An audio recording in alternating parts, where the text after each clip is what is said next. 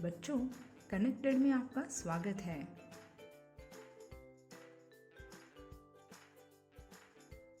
बच्चों, आज गणित का पाठ 8 पढ़ने जा रहे हैं, जिसका नाम है राशियों की तुलना। इस पाठ में हम 1. अनुपात एवं प्रतिशत का स्मरण करेंगे। 2. वृद्धि प्रतिशत अथवा कमी प्रतिशत ज्ञात करना सीखेंगे। 3. बट्टा ज्ञात करना। 4. खरीद और बिक्री से संबंधित मूल्य। 5. बिक्री कर और माल और सेवा कर चक्रवृद्धि ब्याज। 6. चक्रवृद्धि ब्याज के लिए सूत्र। 7. दर का वार्षिक एवं अर्धवार्षिक संयोजन। और 8. चक्रवृद्धि ब्याज पे सूत्र का अनुप्रयोग। यह सीखेंगे। बच्चों, तो सबसे पहले हम अनुपात और प्रतिशत का स्मरण करेंगे। अनुपात का अर्थ दो मात्राओं की तुलना करना होता है। चलिए एक उदाहरण देखते हैं। मान लीजिए हमारे पास एक टोकरी है, उसमें 20 सेब और 5 संतरे हैं। तो संतरे की संख्या का सेब की संख्या से अनुपात 5:20 है। और अब हम इसको 5 विभाजित 20 बराबर 1 विभाजित 4 लिख सकते हैं। इसका मतलब है कि 4 की तुलना में 1 है। अगर हम इसका प्रतिशत निकालें तो 5 विभाजित 25 गुना 100 बराबर 20%। इसका मतलब है कि 100% में से 20% संतरे हैं और 80% सेब हैं। चलिए एक और उदाहरण देखते हैं। उदाहरण 1। किसी विद्यालय में कक्षा टप्प के लिए पिकनिक की योजना बनाई जा रही है। विद्यार्थियों की कुल संख्या का 60% लड़कियां हैं और इनकी संख्या 18 है। पिकनिक का स्थान विद्यालय से 55 किलोमीटर दूर है और परिवहन कंपनी 12 रुपये प्रति किलोमीटर की दर से किराया लेती है। अल्पाहार जलपान का कुल खर्च 4,280 रुपये होगा। क्या आप बता सकते हैं? 1. कक्षा में लड़कियों की संख्या का लड़कों की संख्या से अनुपात। 2. यदि 2 अध्यापक भी कक्षा के साथ पिकनिक पर जा रहे हैं तो प्रति व्यक्ति खर्च। 3. यदि उनका पहला स्टॉप विद्यालय से 22 किलोमीटर की दूरी पर है तो वह कुल 55 किलोमीटर की दूरी का कितने प्रतिशत है और कितने प्रतिशत दूरी तय करना शेष है।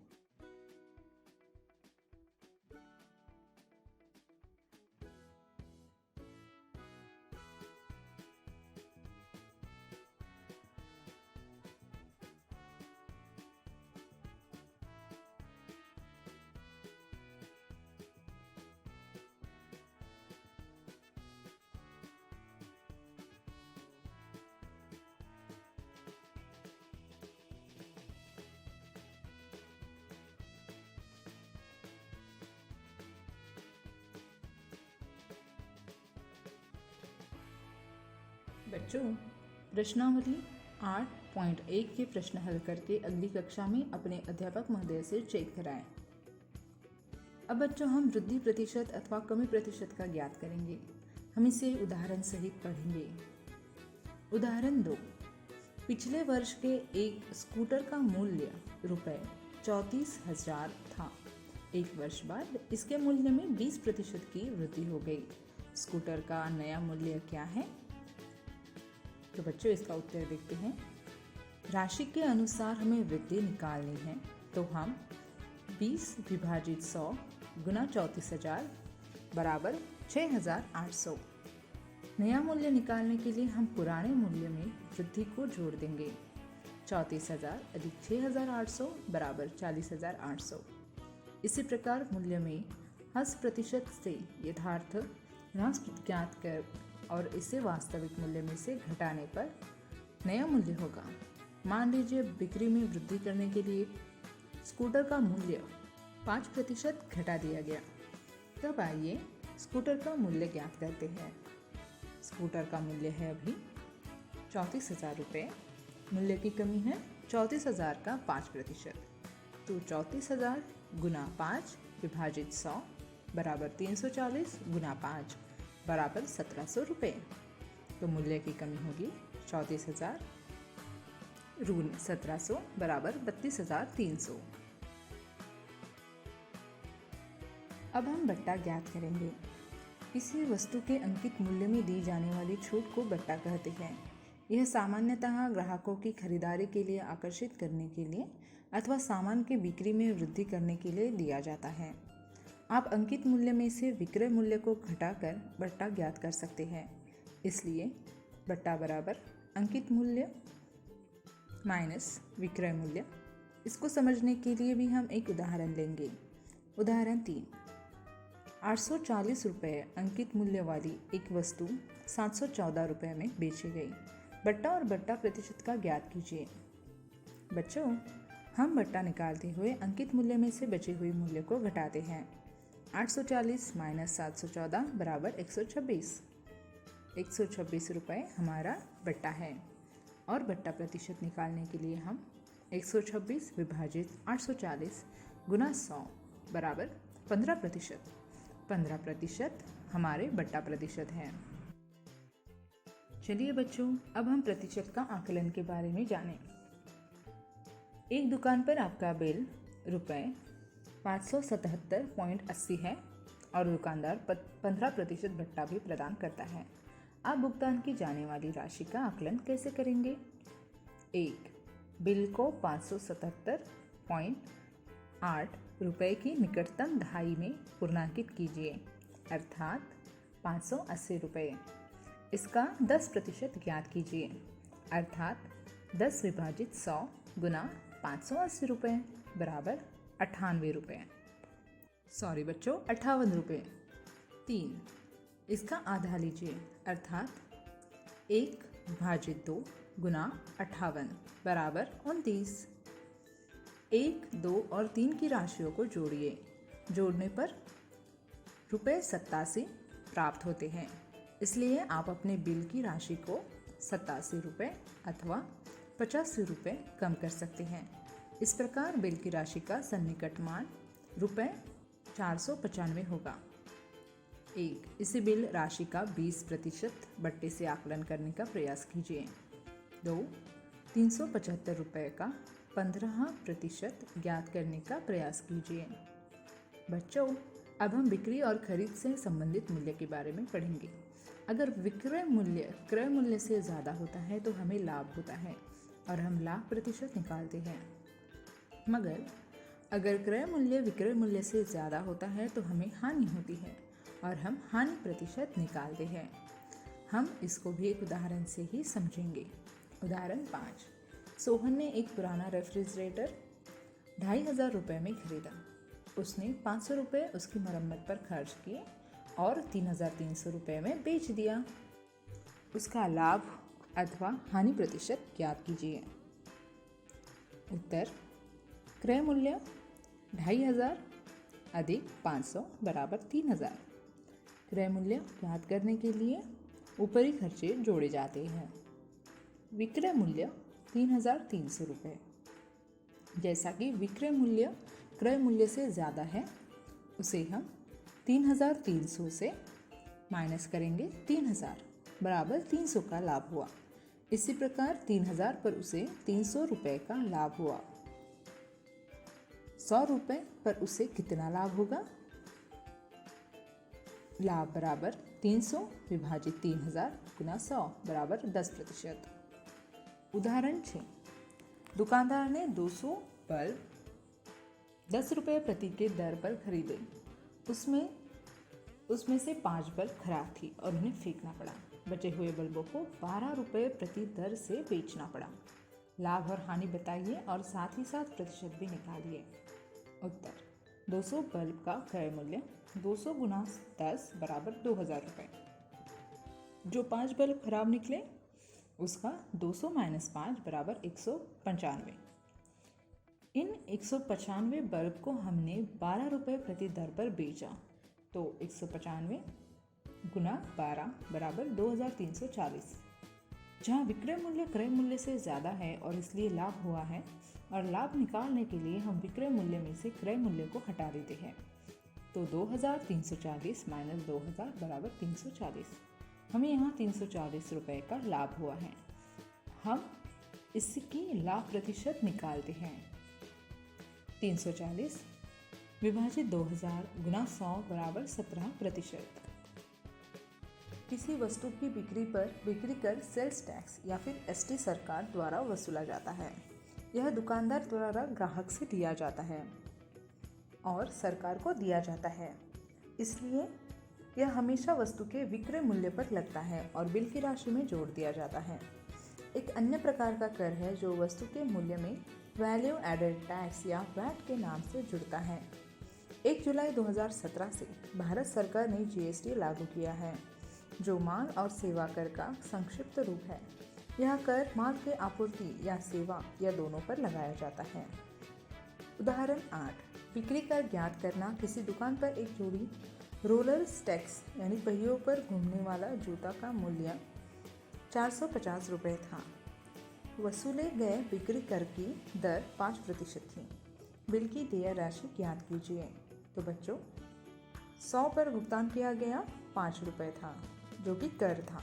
450 रुपये पर भुगतान किए जाने वाला कर होगा 5 विभाजित 100 यानी गुना 450 बराबर 22.5।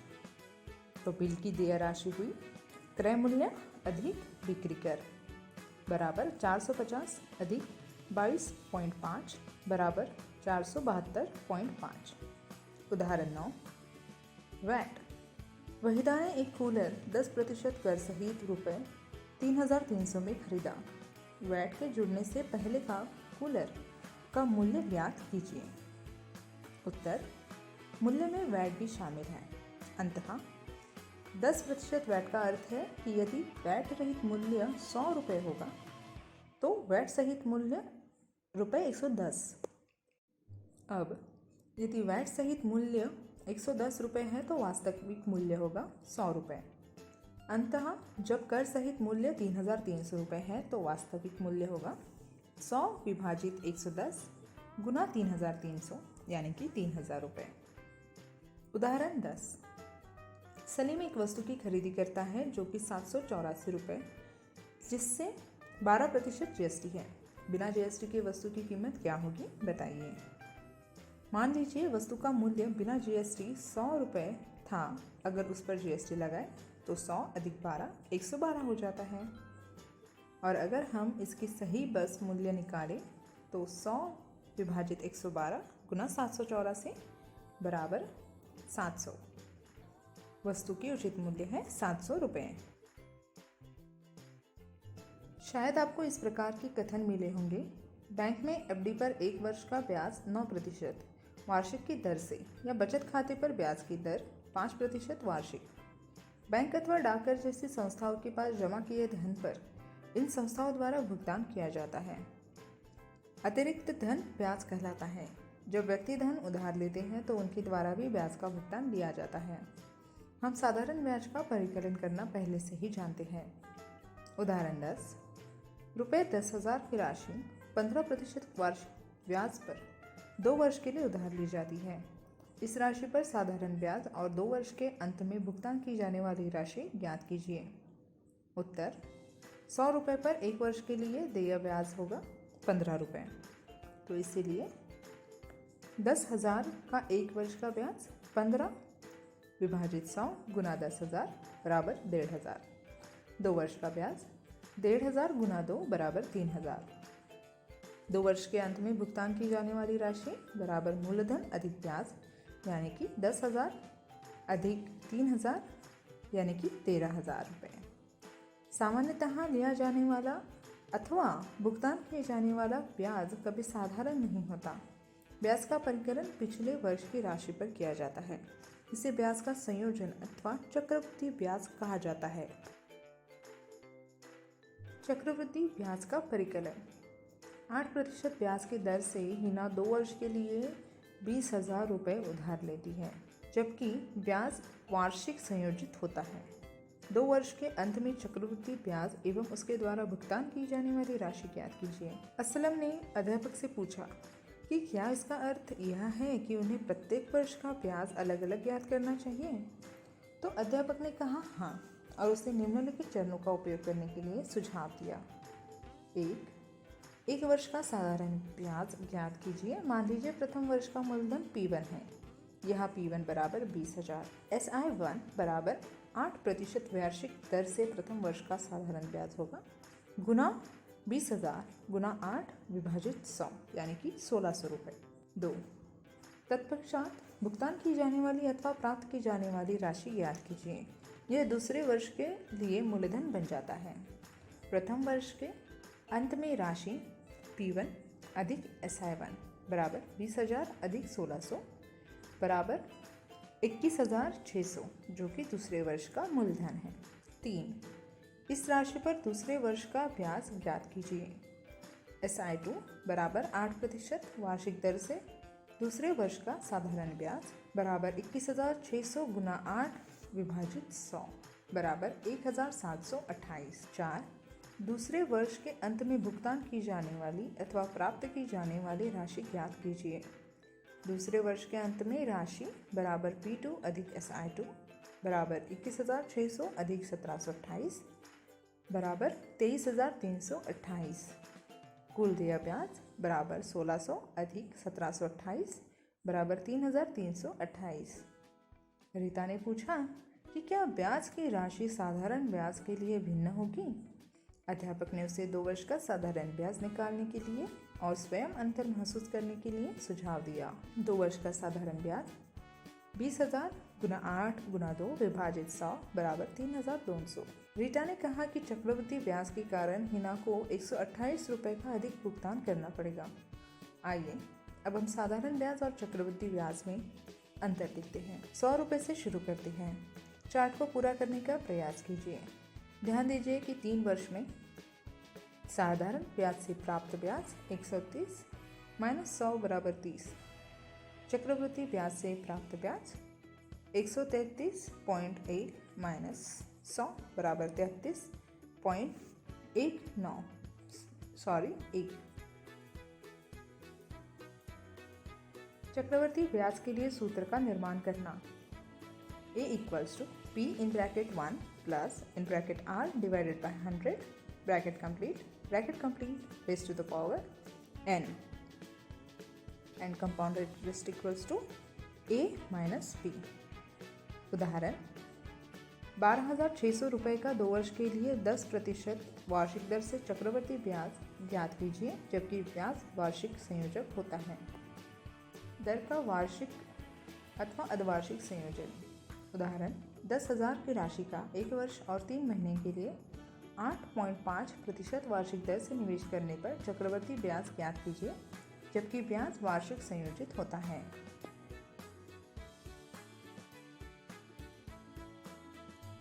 चक्रवृद्धि ब्याज के सूत्र के अनुप्रयोग। एक टीवी रुपये 21,000 में खरीदा गया। 1 वर्ष के पश्चात टीवी का मूल्य में 5% अवमूल्यन हो गया। 1 वर्ष पश्चात टीवी का मूल्य ज्ञात कीजिए। उत्तर मूलधन 21,000 रुपये, अवमूल्यन 21,000 गुना 5 गुना 1 विभाजित 100 यानी कि 1,050 रुपये। 1 वर्ष बाद टीवी का मूल्य बराबर 21,000 माइनस 1,050 बराबर 19,950।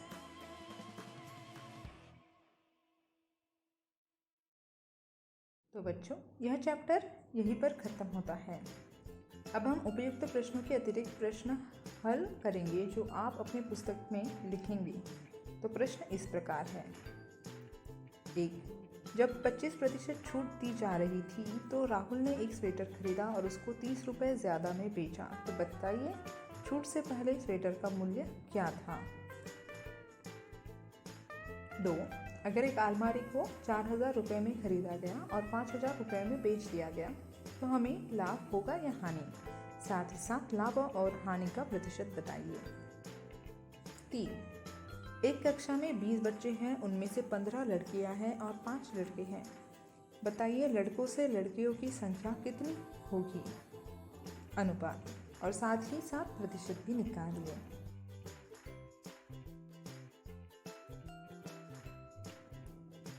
ए, वास्तविक मूल्य का 25% बराबर 30। माना हुआ मूल्य है P का 25%, 25 विभाजित 100 गुना P बराबर 30 यानी कि P होगा 120। 2, अलमारी खरीदने की रकम है 4,000 रुपये। अलमारी बेचने की रकम 5,000 रुपये। यह विक्रय मूल्य क्रय मूल्य से ज़्यादा है, इसलिए हमें लाभ हुआ है।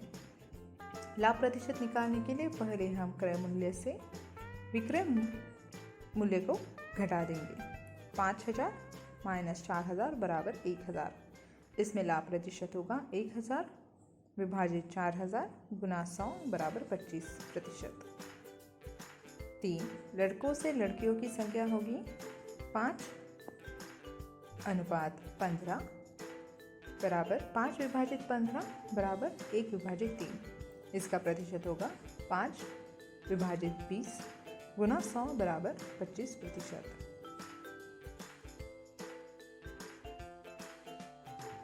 बच्चों, यह था आज का पाठ। आशा करती हूँ कि आप सबको खूब मज़ा आया होगा। आज की कक्षा यही समाप्त हुई। अगली कक्षा में मिलते हैं एक नए पाठ के साथ। धन्यवाद।